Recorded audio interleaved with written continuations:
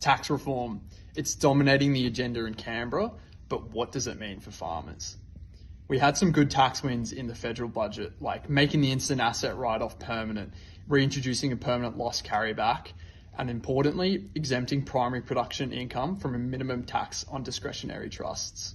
But we do have some concerns around the proposed changes to CGT.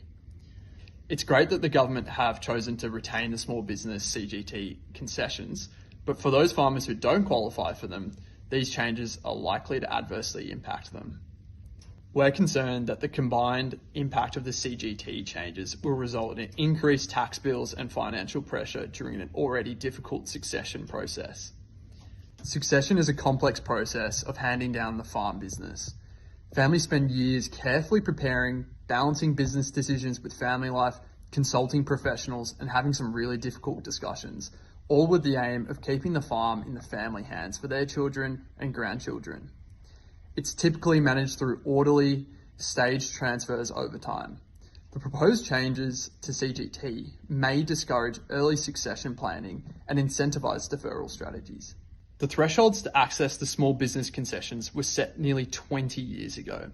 Since then, land values and the scale of operating a modern farm have grown significantly, pushing these farms out of being eligible to access these concessions. However, they're still only generating modest cash income. The thresholds simply are no longer fit for purpose in 2026. That's why we're urging the government to reform the small business CGT concession eligibility to help mitigate any unintended consequences on farm businesses.